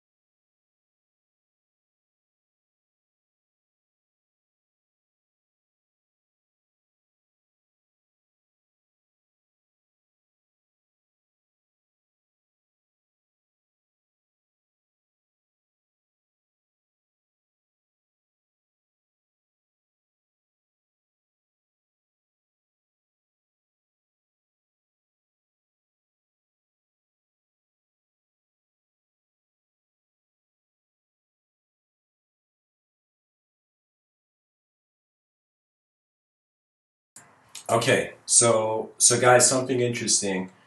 I'm gonna respond to being human in the chat section. Hey man, let me tell you something. My views, I feel you are kind of like you're trying to equate two dimensions which counter each other. You see, on some level, we want to fix the problems of the world, but we have to change ourselves first. And on some level, we want to change ourselves first to fix the problems of the world. You know? But I'm saying we don't get change based on our own choice. The ecosystem and the environment is the change. That means imagine, just imagine right now, guys, all human beings in the world did the right thing. Individually, they were perfect. They fixed themselves. They know every person was updated in advance. Now what would be left would be the world. You see? So after man has reached the peak of his evolution, he will take his civilization to the peak of its evolution. And then after the civilization has reached the peak of its evolution, it has two crossroads beyond the language and in advancing beyond the language threshold. And that language is either we will go towards inconceivable energy, an oceanic energetic being, or we will go to the endless conceivable pursuit of what do you call it then? This conceivable pursuit of overpopulating the whole galaxy, of populating the whole galaxy with ourselves. Pretty much we're in the game of keeping a pattern from dying. But that pattern may potentially evolve beyond shape, or it can be an endless journey of extracting the shape.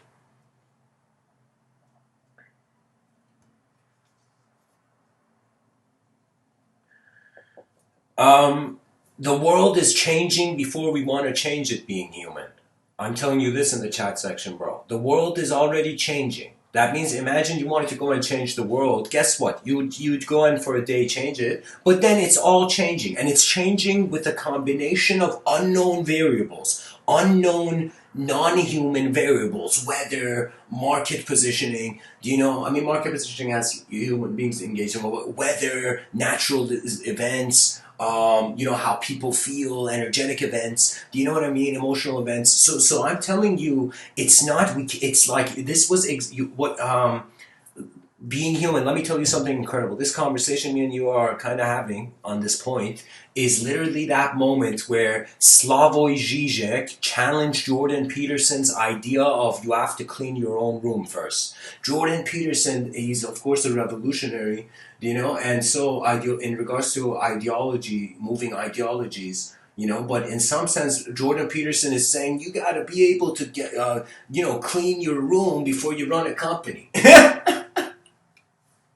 So do you see what I mean? Jordan Peterson is saying you gotta start finding control in the small and building to the big. But let me tell you the issue. And Slavoj Žižek, in this debate with Jordan Peterson, he turns around and says, Jordan Peterson, yeah, you on some level you're saying clean your room, but what about that person in North Korea with this messed up government? Do you know? And that guy, do you think just cleaning his room is enough? No, it's not enough. So Slavoj Žižek was seeing a requirement of the individual's activity with society. Jordan Peterson was saying before people can engage with society, they got to get themselves straight, right? So on some level, both of them were speaking about a movement of something. They were touching two different sides of the same elephant. Do you know? But one of them was seen in regards to a priority to society. That means Slavoj Žižek, if you probably ask him about consciousness, he's going to have a socialist explanation that it has been influenced by such social environment, societal dimension, that we can never know what it is without looking at society. Do you know? So that's what I'm saying. I'm saying that it's no longer about feeling, It's not about the individual anymore. That means I'm not, I understand Jordan Peterson, but I don't think his strategy is efficient because the person will never step out of that room they're endlessly cleaning unless a new story, a new ethos, something inspires them beyond their habit. We have to shake our species awake from how the past is defining it so we can build a nice future. That's the strategy that I see. After some point, guys, what you are being, you're being. The only thing you can do is acknowledge it. And then what you are not, the only thing you can do is acknowledge it. You will see after some point the mind is not here to move like the body. The mind is here to be. The mind is the phenomena of being. People can write in the chat section, do you think your mind is separate from your whole moment of being? Right now, just look around you. This kind of awareness you have, that's your mind. So do you think your mind and your moment are separate? That's my question. When your mind and your moment are not separate, they're inseparable, then you realize the meaning of life is projected. That means right now, me speaking and everybody writing in the chat section, we are sculpting the void in accordance to our inner realms, in accordance to the validity we have found in our inner realms.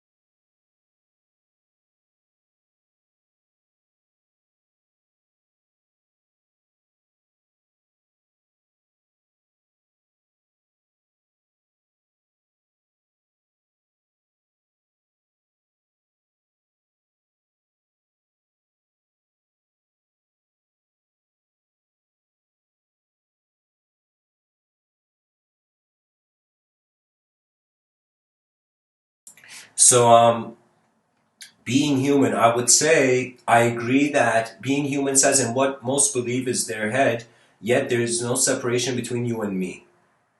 Okay, subjectively, there is no separation between you and me.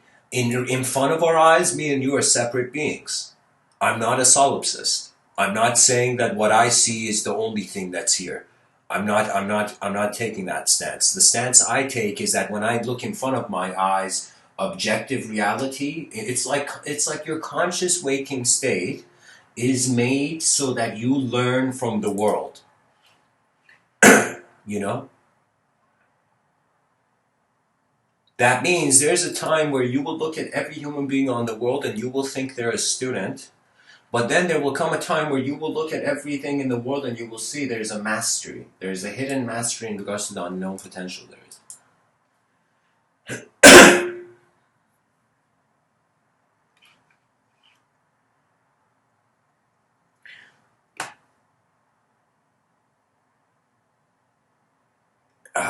So guys, I gotta walk a different crossroad than what's being said in the chat section. Because when I realized I'm not language, I couldn't relate to a river. You can't get a cup and put it under a waterfall and say that that cup is like you have the whole waterfall in your cup. No, the waterfall is this endlessly appearing continuing system, right? So in this large system, we are small. Because we're small and we see the big, we can endlessly ad infinitum identify with the big. I could feel like there was this guy, I read it in this, I think in this Vedanta, where the guy found 107 ways to get enlightenment. And I was like, this is back in the day. This is like 400 years ago, 500 years ago or something. And 107 or some amount of ways to get it. And I was like, that's jokes. That's jokes. When there's 107 ways, that means it's just a mountain you're climbing. Every way, if you continue it, can lead to the peak. It's kind of like those people who they learn from their craft. If you're someone who plays an instrument, you are experiencing a symbiosis of that technology with the technology of your intelligence. Whatever is in my environment, anytime I notice something, my mind asks this nanosecond question. Why is it there? What is it? This kind of quick, it's like a glimpse. It's like this literally instant seriousness. It's like if I could look at my life, it would be like just playful, navigation. but certain moments, intense movements. It's as if like an airplane going very casually, and suddenly, sudden elevation shifts in how the outer realm has a demand for the inner realm's disposition or strength. So, guys, these talks are, even though I speak about mysticism, my effort is I don't want to see a lot of ideas are trying to take people outside of the world. I am pretty much trying to lead people towards running back to this civilization, because after 4 billion years, this science project is just left. All your ancestors died so you could look at this system and do something about it. That's pretty much it. That means anytime you try to run away from the world that you are in, you, in some sense, your ancestors are like, what are you doing, kid? Look in the mirror.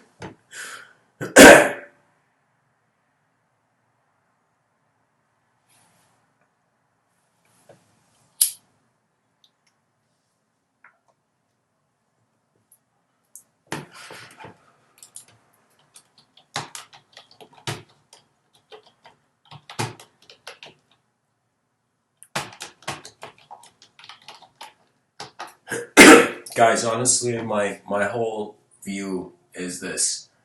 There's a potential for that we have the opportunity, the rare opportunity as a civilization to see what an advanced civilization will be like, and we're not attempting it, and it's sad. It's hard to watch. It's hard to watch a human being just get stuck in a certain cycle of external work and not see liberation. You see, why do you think people like traveling? Because they like to see new spaces. So the best kind of work environment is a work environment where there is access to spaces.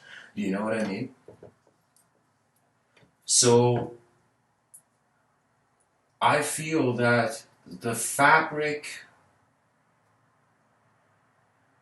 the fabric of nature decides the softness of the experience.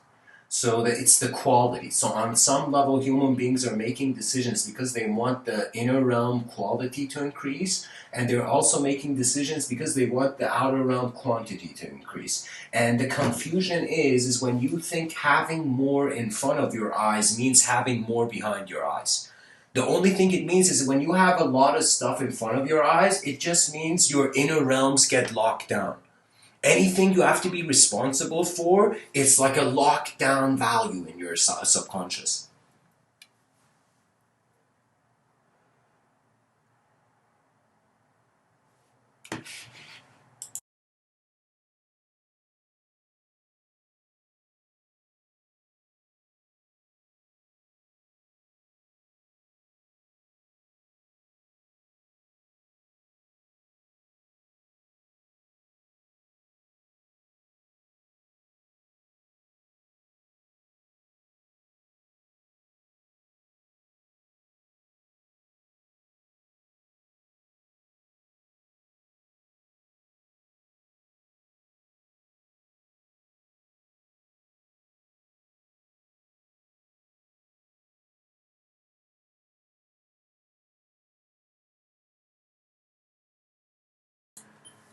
So I want to thank everybody for listening.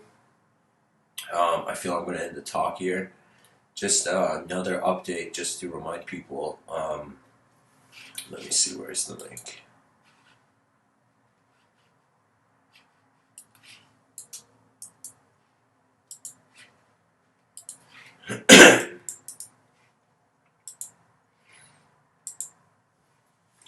So guys, in this community, I'm holding a Discord event tomorrow. Just, I don't know, whoever's interested in kind of being in a person, voice to voice conversation can join the Discord.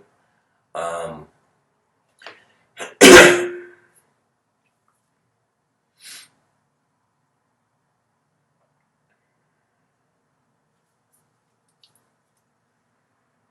and what was I gonna say?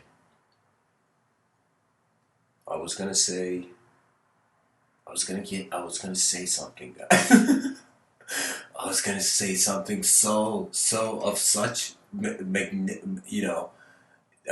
majestic Depth, no, joke. Anyways, guys, it's going to be for 2 hours. So for 2 hours, I'm going to engage people. Just a recommendation. Just have discretion. And yeah, guys, so thanks for tuning in. That's the end of the talk. And one last sentence to say. When energy realizes it's playing hide and seek as a civilization, so that means it's like there's the moment knows itself, and then what's in the moment can be identified with that self.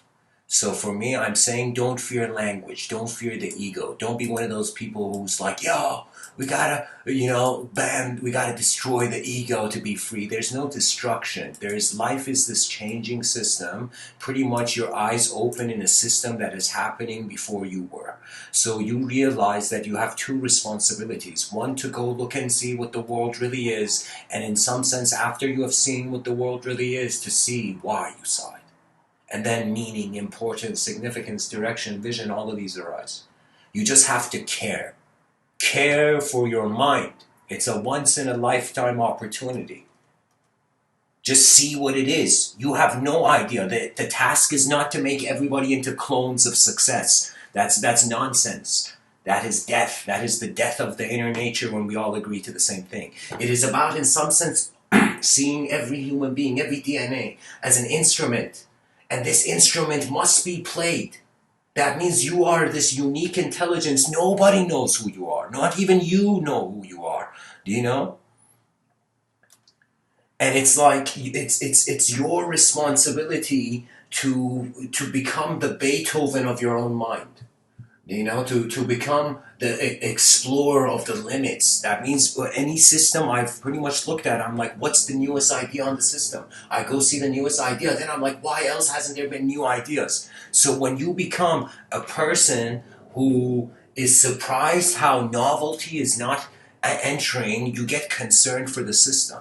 It's like a society that doesn't update is like a child that's not growing. The parents are like, what the like, we gotta take this kid to the doctor to see why isn't this child eating or something. And the child, imagine like the doctor says, what does the child eat to the parents? And the parents are like, the child just eats vegetables or something.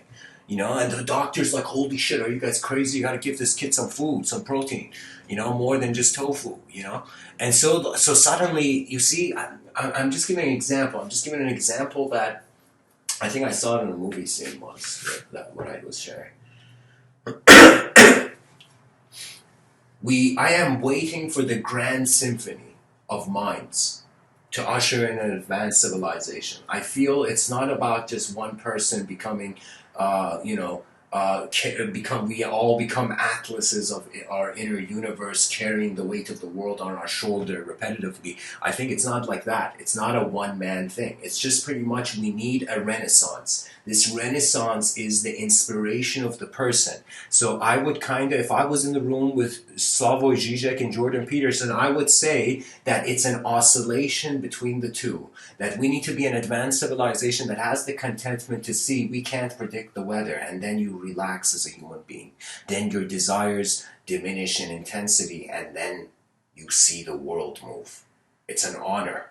Sometimes for me, it's like there is no such thing as a physical king, but there is the moment.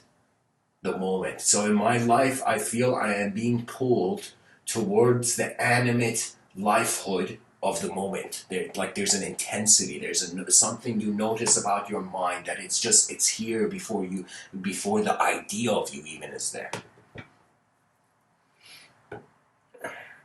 So anyways, guys, thanks for tuning in, and tomorrow I'll see you at the event, Discord event. Much blessings and all. And if a rabbit and a robot can become best friends, anything is possible, guys. Much blessings and namaste.